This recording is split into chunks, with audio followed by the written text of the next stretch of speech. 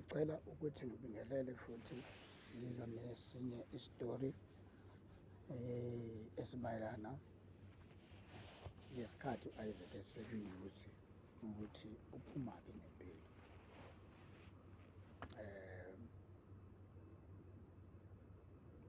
Angifuni bazalwane ukuthi ngiqamba amanga, ngingumntwana nje omncane okhule njengabo bonke abafana esigabeni nje ehlukahlukene. Uma bekufanele ngibe sesikoleni bengiya ngibe khona esikoleni, makufanele ngiyoyishayela iy'nyoni bengihamba ngiyishayela iy'nyoni, makufanele ngivakashe komalume ngihambe ngiye komalume ngiluse iy'nkomo. Ngike ngayilusa nami iy'nkomo. Nje angifuni ukuqamba amanga okunye engingakwazi, ukuqamba amanga ngezinye izinto engingazazi, kodwa engingakuchaza okuningi obekwenziwa abafana bengikwenza, even kuyo emahlathini amapulazi abelungu, siyozingela, siyotapa iy'nyosi emapulazini noma emaweni, emahlanzeni besikwenza, siyobhukuda sikhula nje. Ngikhule njengabo bonke abafana abakhulele ey'ndaweni zasemakhaya.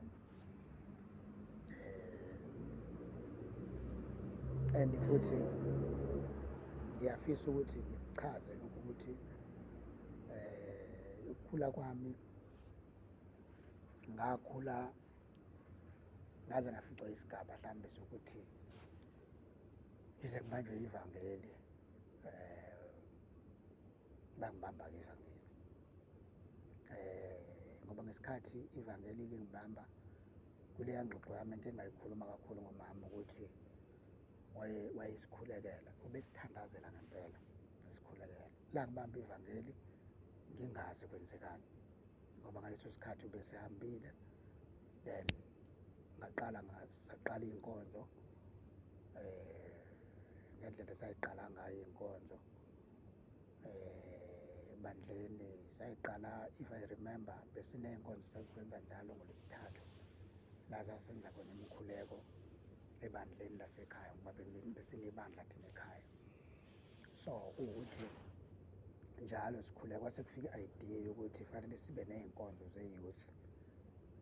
Ukhona omunye usisi esasikade sijwayele ukuhlangana naye ekhaya, kwelinye ibandla, kwesinye isibongo nje sakaMthembu, kuyisona sibongo esasijwayele ukuthi sihlanganyele naso kakhulu enkonzweni yasekhaya. So usisi ngenxa yokuthi usagana, ngeke ngikwazi ukulonga ngimenshine igama lakhe, ngizosihlonipha lokhu ukuthi usewumuntu osagana. Kuwukuthi i-youth sayihlanganisa, uNkulunkulu nje wasifundisa, ngoba ngizothi wasifundisa uNkulunkulu ngoba kukho ukuthi mhlambe sakukhona la sasikufunde khona, kodwa sasihlala phansi siplane ukuthi okay, kunganjani masenza kanje, kunganjani masenza kanje. Ngihambile mina noNkulunkulu ebusheni bami bazalwane, angifuni ukuqamba amanga. Angifisi ukuthi ukukhuluma njengomunye umama engangamuzwa okeshumayela ku-YouTube. Kunomama oke angikhulumelele yona ngize ngifikele ukuhleka, athi mina uNkulunkulu ngimseyivile ebusheni bami, ngibunikelile ubusha bami evangelini, so uNkulunkulu uyangikweleta. Angisho-ke njalo mina bazalwane, asikwazi ukukhuluma ngendlela efanayo. Kodwa engingakusho, uNkulunkulu ngimseyivile mina ebusheni bami, ngamseva ngendlela ebekufanele ngimseve ngayo. And uma ngizikhumbula ngenkathi ngimseva bengisezayona impela, kodwa awekho amanyala mina engawenza ngisezayona. Mangikhumbula nje awekho. Mhlambe noma kungathiwa kuze wafika mhlambe esigabeni esithi sengiyaphuma mhlambe ezayoni noma sekuzobuye ngiphume, anginayo mhlambe into e-heavy ngale ndlela yokuthi ngathi kwakuvalwa amehlo, no, anginayo leyo nto. Angizenzi muhle, but ivangeli ngahamba nalo li-clean ebusheni bami. Alright, so ngenkathi-ke senza iy'nkonzo ze-youth ngiyafisa ukuthi ngiyisho le nto ukuthi ngijabule kanjani sengiyifice ekholeji le nto ukuthi hawu le nto esasiyenza kantiyo le. So uNkulunkulu is more than enough bazalwane ukuthi uma ufuna i-direction ukutshela the same thing. So uma ngikhumbula ukuthi i-youth ngesikhathi siqala if I do remember saqala sibathathu ukwenza nje imikhuleko, saqala sibathathu, mina usise ongilamayo bese kuba yilo sisi engimshoyo wakaMthembu. So into eyayenzeka kwakuba ukuthi sasiba namakhaya esiwavizithayo, senza lento ekuthiwa ama-homesel, sihambe siyokhuleka la siyokhuleka khona, sifike siyichaze indaba yethu ukuthi sinenkonzo ye-youth esicabanga ukuyenza. Inkonzo ye-youth izoba ngelanga elithile la siyocela khona ukuthi abazalwane babe khona, siyoyibamba nje ubusuku bonke kuze kube sekuseni. So lezi y'nkonzo-ke sayiqala-ke ngoba sasikhombayina ibandla ngenxa yokuthi ubaba wayekade evele semdala, njengoba ngichazile ukuthi wayekade thina esithathe kunkosikazi omncane, kusho ukuthi ngamanye amazwi wayesemdala kakhulu ngenkathi thina siqala lezi y'nkonzo, engaseyena umuntu okwaziyo ukuthi angahamba aqale phansi akhombayine abazalwane. So-ke yafika le idea ukuthi asilivuseni-ke ibandla, sizolivusa kodwa through i-youth, salivusa-ke through i-youth ibandla. So iy'nkonzo besizenza njalo mhlambe after 1 month, mhlambe sidlulisa inyanga siyenza inkonzo, sidlulisa inyanga siyenza inkonzo, sidlulisa inyanga siyenza, ngoba singayenzi month to month. So kuwukuthi siyayishifta-ke iy'ndawo, siyasho okay this time iyendaweni ethile, this time iyendaweni ethile, this time iyendaweni, sizenza kanjalo. uNkulunkulu wasilekelela abazalwane, angifuni ukunikhohlisa ngendlela i-youth eyayithanda ngayo ukukhonza, ngendlela okwakukhonzeka kamnandi ngayo, ukube kuthiwa iy'khathi ziyahlehliswa kodwa-ke ngoba yihlehliswa ayikho into esingayisho.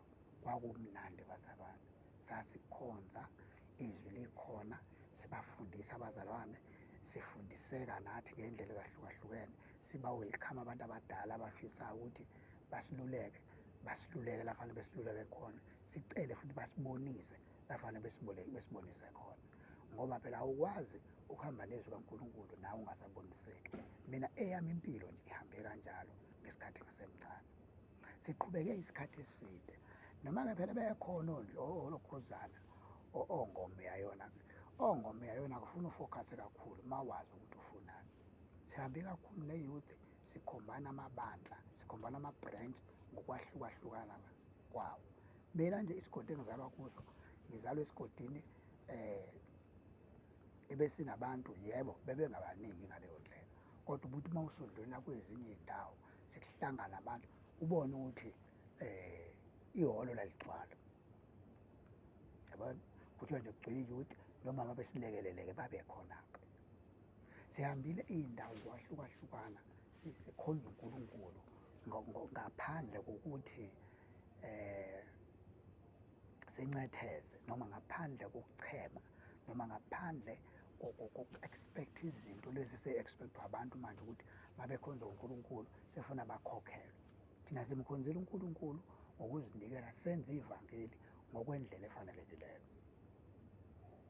So ngifisa ukuthi ngiyichaze le nto ngoba kumnandi ukukhonza uNkulunkulu ebusheni bakho ngokugcwele, ngoba enye into awubuphinde usuke kuNkulunkulu uma ukwazi ukumkhonza ngeqiniso usemncane, wamkhonza wazenelisa futhi usemncane.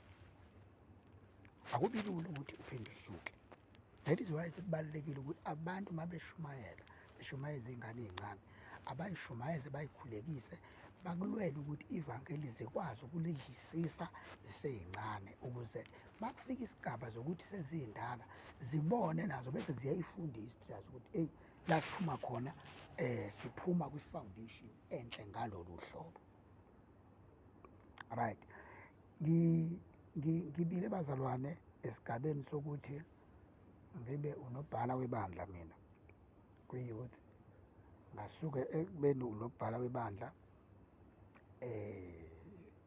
ngaba umuntu ongumxhumanisi webandla nabazalwane, ngaba umuntu obe usihlalo we-youth kwi-local church, ngadlula ngaze ngafika kwi-circuit, yabona, ngadlula kwi-circuit hhayi kwi-region, yabo. So ngamanye amazwi into engiyichaza la ngichaza ukuthini, mina ngizalwa kwi-foundation yevangeli. Njengoba ngiqhamuka la ngizoshumayela ku-YouTube, angishumayeli ngoba mhlambe ngifuna ama-likes noma ngifuna ama-views, no. Angiyena nje-ke umuntu mina odlisayo ngevangeli ukuthi uma ngithatha ivangeli ngilithathele ukuthi ngifuna ukudlisa. Angidlisi mina ngey'nto zikaNkulunkulu and angifuni ukuhambe ngibukwa izinto zikaNkulunkulu. Iy'nto zikaNkulunkulu ziyahlonishwa and fanele uzesabe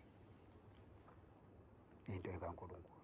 So njengoba ngishumayela ivangeli, abaye wavuliwa amavidiyo, siyabonga, siyambonga uNkulunkulu ngabo, kodwa futhi kuNkulunkulu ukuthi babe bangakanani abantu ekufanele bawavishe amavidiyo. So-ke this is my history. Njengoba ngikhuluma, mina ngibile u-chairperson we-youth, ngayiphatha i-youth yonke. Angibanga ngathi uma sengiphethe i-youth bese ngithola ithuba lokuthi ngidlale ngey'ngane zabantu within the church. Angikwazanga ukuyenza leyo nto. uNkulunkulu wangisiza nje, wangibamba, ngabamba isimilo nami sami ukuthi ngingawenzi amanyala within the church. Ngikhuluma nangebandla lezayona, angikhulumi mina sekuthiwa umuntu usengena ebandleni lezindizo, ngoba ey'ningi izinto abazalwane baye bekhulume into okunye abangayazi. Abanye bathi izayoni, vele izayoni into engekho, mina ngiphume ezayoni, ngiphile mina ubungcwele ngisezayoni, sahamba noNkulunkulu ukuthembeka ngayo yonke indlela. Kwaze kwafika isigaba la uNkulunkulu esenginika khona igunya lokuthi phuma-ke manje ezayoni, hamba uye endaweni yaseThekwini. Uma ngifika la eThekwini, uNkulunkulu wafike wanginikeza ithuba lokuthi angihambe ngiye ekholeji ngifunde, ngoba iyona lento akade efisa ukuthi nginezele ulwazi lami enginalo, ukuze ngikwazi ukuthi noma ngiyashumayela ngingashumayeli ngingalinezelile ulwazi lami. Ngenzela kani-ke? Ngenzela nozongibuza, ubuze umbuzo ukuthi ubani onikeza u-Isaac ithuba lokuthi ashumayele, ngoba thina abantu siyathanda ukubuza izinto esingahlangene nazo. So-ke uma uNgcwele wangitshela kwathi-ke kufanele ngiye ekholeji, ngike nganqaba mina isikhathi eside nginqaba leyo nto ukuthi ngiye ekholeji, kodwa ekugcineni uNkulunkulu wangitshela no, hamba ekholeji. Ngahamba-ke ngayo ekholeji, futhi bengingayeli ukuthi ngiye ekholeji ngoba ngifuna ukuba umfundisi, but bengiyela ukuthi ekholeji ngandise ulwazi enginalo njengomuntu obuye abe phambi kwabazalwane, aphinde akhulume phambi kwabantu. uNkulunkulu yileyo nto ayengitshele yona, wathi njengoba uzofanele fanele ulwazi uyolwandisa ulwazi levangeli, ukwenzela ukuthi ungathi uma umile phambi kwabantu ume nemeseji engaphelele, ngoba uma ungayanga ekholeji imeseji yakho ayiphelele. Angisho ukuthi laba abashumayela benganga ekholeji ngithi imeseji ayiphelele, kodwa ngikhuluma mina ngami, ngoba ikholeji yebo kuyiqiniso, bathi abanye uma umuntu kade engayile ekholeji usuke engcono kunalo osuke eyile. Bathi ungcono umuntu ongayile ekholeji kunalo oyile, ngoba lo oyile ubuye esebheda kakhulu.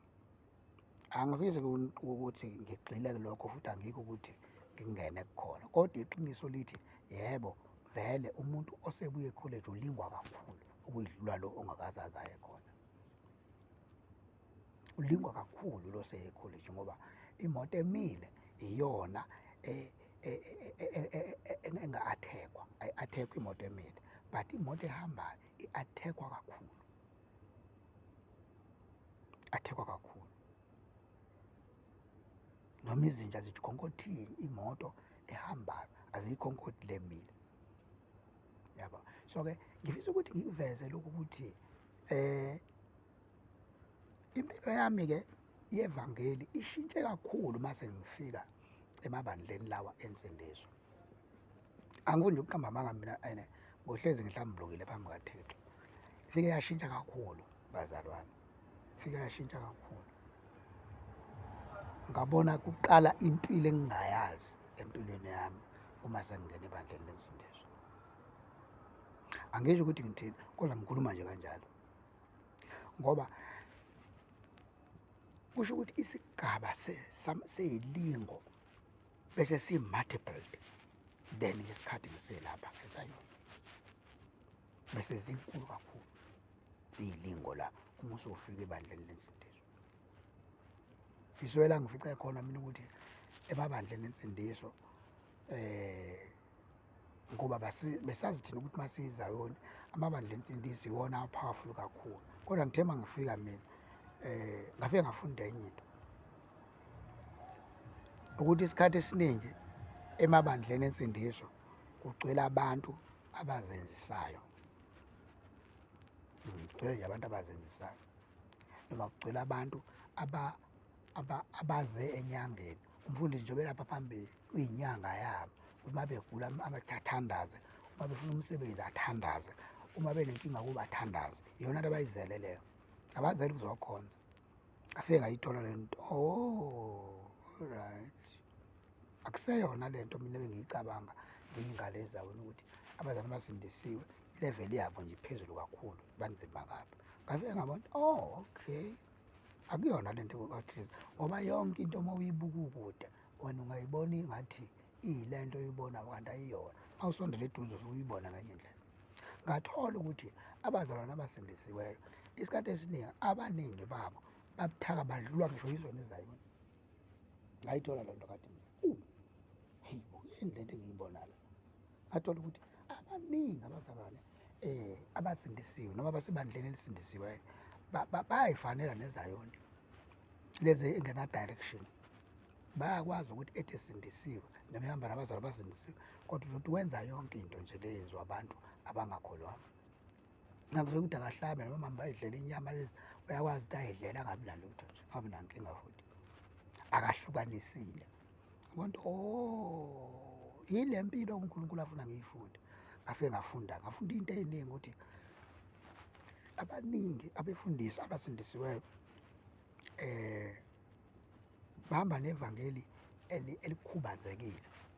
Ngafike ngayithola lezo zinto, ngabona uNkulunkulu ile nto akade ngikhulisa kuyona, azongikhulisa kuyona futhi baningi bahamba nevangeli elikhubazekile.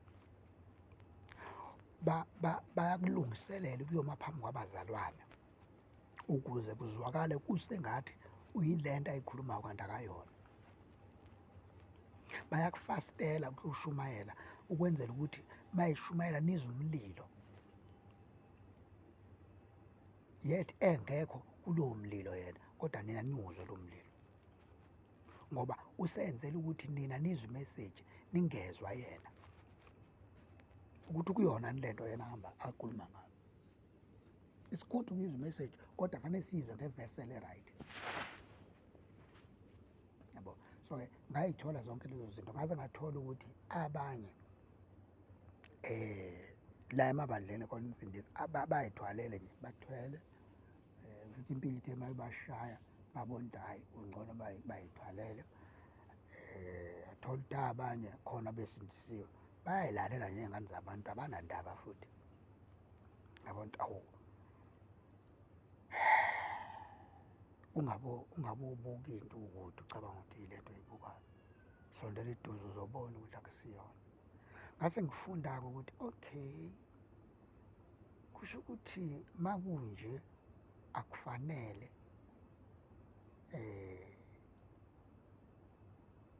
wahlulele abanye abantu obabona besebanjwe izinto, ngoba kanti naba-right emahlweni enyama kade nabo izinto zibabambile. So-ke ngafunda leyo nto-ke bazalwane ukuthi eyi, kunzima empilweni, kunzima kakhulu. So-ke ebandleni lensindiso into engiyincomayo kakhulu ukuthi kubalulekile uma uthi ufuna ukusindiswa uqale wenze i-research kuqala yale nto ofuna ukuyenza. qala uyenze i-research, full research before uthi uzongena ensindisweni. Ngiyakubona lokho ukuthi uhlatshwe yizwi kuhle ku-right, kodwa ngaphambi kwizwi likuhlabe ake wenze i-research. Enza nje i-research yale nto le ofuna ukuyiqala, ngoba ngiyakhumbula mina ukuthi before ngingene noma ngaphambi kokuba ngize ngigcine ngikwazile ukuthi ngibe umuntu ongenayo emabandleni asindisiwe, ngike ngayenza i-research mina. Maybe for 9 years ngangenza i-research. Ngifuna ukuthola ukuthi abazali babethi basindisiwe basuke bechaza ukuthini. Ayisearch le nto ngayithola. Yabo. So-ke ezinye izinto ziyafuna ukuthi umuntu akwazi ukuyikhathaza ngevangeli, afike to a level ethi ngiyafisa lento ukuyithola ukuthi iyona yini, then ukuze angathi mayisengenile phakathi abese ebonakala ekhipha umlenze omunye ubeka ngaphandle, axamalaza ahambe indlela ezimbili. Ngoba uhamba kufika esigabeni sokuthi uma umuntu umzalwane ezothi usindisiwe akasahambi ngokwamasiko noma akasahambi ngokwemikhuba yokuhlabela abantu laba ekuthiwa abasekho emhlabeni, kodwa abonakale ewumzalwane kunokuba ahlabele abantu abangasekho, uthole uhlabela iy'lwane. Ngoba khona abafundisi uthola ukuthi uhamba nemikhovu kodwa bethi usindisiwe. Khona umzalwane athi usindisiwe kodwa uhamba ney'nyoka, abeka ngazo izandla ngabantu, akhulekela abantu kanti bakhulekela ngamandla enyoka, khulekela abantu ngamandla emikhovu, khulekela abantu ngamandla ey'lwane nje ezihlukahlukene ey'khona la ezisetshenziswa yinyanga emhlabeni. Ngafunda zonke lezo zinto ngathi mina yazi impilo bengingayazi ukuthi nje kwaze kwanzima. So-ke le nto ithini-ke, ngizama ukuchazana, ngizama ukuveza ukuthi nathi njengoba sishumayela ey'ningi izinto si-aware ngazo ukuthi kwenzekani.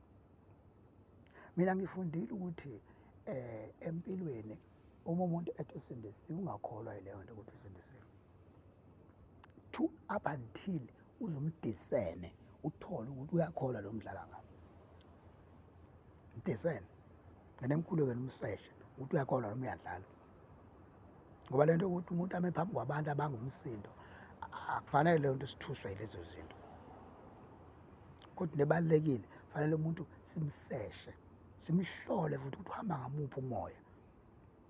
Ngoba baningi abantu laba abangumsindo balokuthi basindisiwe kanti abahambi ngokwenqubo kaNkulunkulu, bahamba ngengqondo yabo, bathusa abantu nje bathi basindisiwe, baphethe ama-miracles ey'nyanga hhayi kaNkulunkulu. Athi noma eqhamuka uzuze ushawe uvalo ujethe i-anointed man, kanti ukuthusa ngemithi nangey'lwane lezi ayigqabe ngazo. So zonke lezo zinto kufuna ukuthi masihamba-ke evangelini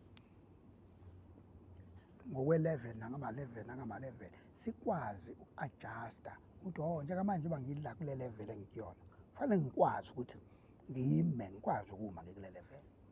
Akekho umuntu ophikisiwe ukuthi mayethanda ukuthi aye la ethanda ukuya khona, mayefuna amandla aye, except ohlonipha uNkulunkulu. Ngoba ukwazi ukuthi usuhambe kahle noNkulunkulu endleleni yakho, uphinde uzomphoxa kwizeluleko ey'ngakasekululeke zona, ehambe kuvikela kuyo yonke impi ohlezi ubhekana nayo usuku nosuku. Yabona?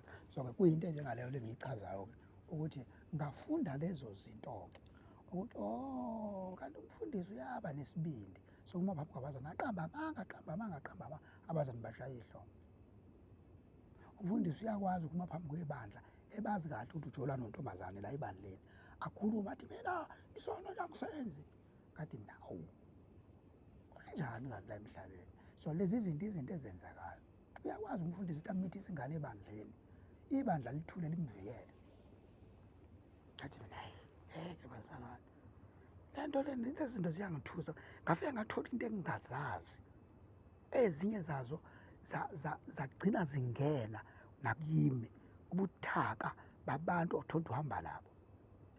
Ngiyakhumbula ukuthi kwesinye isikhathi khona isikhathi la ekade Jesu, khona isikhathi othola ukuthi usebandleni labazalwane abasindisiwe baphatha imimoya enzima abakwaziyo ukukuprojecta ngomoya othile bawufake kuwe. Ngathi mina yes, umuntu uyahamba ebona izinto engazazi. So-ke ngafunda leyo nto. It's a part of life.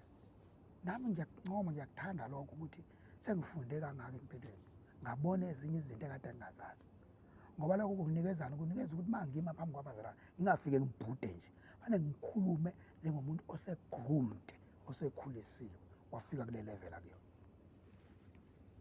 Angizincomeki ukuthi sengifundile lukhulu, ngisaqhubeka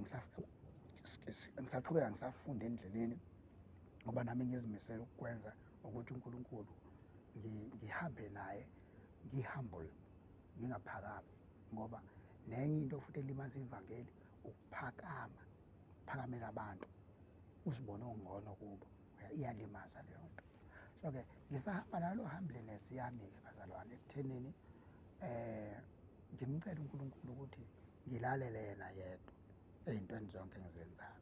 Iqiniso-ke ligcwele lithi up until kuze ube manje bangishumayela ku-YouTube, ngishumayela khona up to a level ethi uma uNkulunkulu esifikisa isigaba sokuthi sishumayele kuma-open airs noma sishumayele kuma-home cells, siyokwazi ukukwenza lokho ngesikhathi uNkulunkulu ayobe sevume ngaso ukuthi leyo nto siyenza. Ngoba angimile la noma ngishumayela ukuthi ngime nje la ku-YouTube kuphela, ngisazoshumayela iqhubeka ngiya phambili. It's either ngishumayela ngo-music or ngishumayela ngale ndlela engizobe sengishumayela physical ngayo.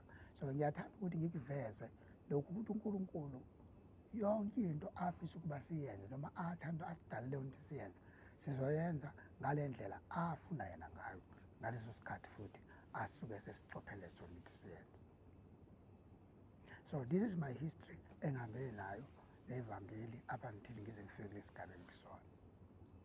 Maningi-ke ama-up and down noma ama-trip and fall umuntu ahamba engena kuwo izigaba ngegaba, kuyama-trainings kwawona wonke lawo umuntu ahamba engena kuwona, esigcina singasoli lutho, ngoba njengoba sihamba noNkulunkulu siyazi ukuthi ukuhamba noNkulunkulu kuwubutha endodeni emnyama ewusathane, usuku nosuku ihlezi isidonsa ngemlenze izama ukuthi sithathe isiwini esibe ngakuyona, silwe sifayithe back, sibuyele kumdala wensuku, ngoba uNkulunkulu uyena yedwa ongumqalisi futhi uyena yedwa ongumphebelisi wokholo lwethu. Ngikhumbula leya ncwadi-ke bazalwane, uma ngisakhuluma kanje, ethi khulisa umntwana ngendlela ekuyakuba ngeyakhe, azathi nayesekhulile angasuki kuleyo ndlela. Ngiyabonga kakhulu umzali wami owangikhulisa, ngiyabonga kakhulu abazali abangikhulisa ngevangeli, ngoba bangikhulisa ngendlela ekuyiyona. Noma kwakuthiwa zazikhona iy'khathi ezazinzima ezazibonakala ukuthi engathi ngeke kulunge, kodwa engikubongayo, ngibonga ukuthi umsebenzi wawo angeke ngiwudelele, ngiyawubona ukuthi bayawenza. Sikakhulu umama ngenkathi sikhulekela enza yonke into ayeyenza. Ngiyabonga kakhulu uNkulunkulu, ngoba ngikhumbula mina ngisho ubaba wami ngesikhathi sihlabelela sisebandleni, wayeze asho yena athi, bantwana bami, ngiyabona indlela esenikholwa ngayo, athi ngiyabona indlela enihlabelela ngayo, kwamina iyangithokozisa, ingenza ngijabule, ngibe nakho ukuthi ngisho sengilele, hhayi umsebenzi usuwenzekile, ngoba senikhona niliphethe ivangeli. Yabona. So-ke ngiyathanda ukuthi uNkulunkulu mina nje evangelini angisize, angikhulise, anginikeze isigaba esithi ngelinye ilanga ngibone kufezeka iy'fiso enginazo ngevangeli, nanguNkulunkulu angibekele zona ukuthi ngiy'fezekise ngisesemhlabeni. Baningi-ke abalwisana nokuthi singalishumayeli ivangeli, ondaba kayikhonjwe baningi, njengoba sishumayela nje la ku-YouTube, abanye banyanyile, abafuni, kodwa sizolishumayela ngoba asenzeli thina abantu ukuthi babone, senzela uNkulunkulu ukuthi uNkulunkulu udumo lwakhe luye kuyena. lezi iy'nshumayelo njengoba ngiy'shumayela, angizishumayeleli mina, ngikushilo ekuqaleni ngiyakuphinda futhi, angiyishumayeleli ukuduma, angiyishumayeli ukuthi ngirecognizwe njengomuntu ongcono kunabanye abantu, angiyishumayeleli mhlawumbe ukuthi ngiyakhompitha, kodwa ngizishumayela ukuthi uNkulunkulu ngenze umsebenzi wakhe. Laba abazolalela la mameseji engiwashumayelayo noma engiwakhulumayo bazosindiswa ngawo noma bazophiliswa ngawo, baqhubeke nempilo baye phambili. Ivangeli liyi-choice, aliyona impoqo kubazalwane, except uNkulunkulu uma kuwuyena osekuphoqa, sekuwuyena okuphoqayo and futhi ngeke udabule uma esekuphoqa yena. Kodwa uma thina selishumayela ngesihle, njengalokhu salimukela ngesihle, simele ukulikhuluma ngesihle futhi kubantu. Ileyo history bengithanda ukuthi ngidlule kuyona ngempilo yami from kwi-youth up until kuze kufike lesi sigaba engikusona. Ngiyafisa ukuthi ngisho ukuthi ngizoza nezinye iy'ngxoxo ezinye ey'hlukahlukene ey'khuluma nje ngempilo yami noma ngempilo yebandla ebengiphuma kulo up until kuze kufike manje. So-ke ngiyakholwa futhi ngisazoqhubeka ngiyiveze ezinye iy'ndaba ezikhuluma ngo-Isaac nempilo yakhe nevangeli. Yilokho ebengithanda ukuthi ngikuveze. Lokho kuzosiza-ke abanemibuzo eminingi ukuthi bazi ukuthi okay, ngaphela abantu bayathanda ukuthi hayi asimazi thina lokho. Mina-ke sengithanda vele ngiyi-introduce mina-ke, ngiyayi-introduce ukwenzela uma unestori ufisa ukusazi olalela lezi iy'nkulumo uyokwazi ukuthola ukuthi ubani okhulumayo. Ngiyabonga kakhulu, sengathi uNkulunkulu akabusise ukulalela kwenu kulezi zindaba zokukholwa. Siyabonga.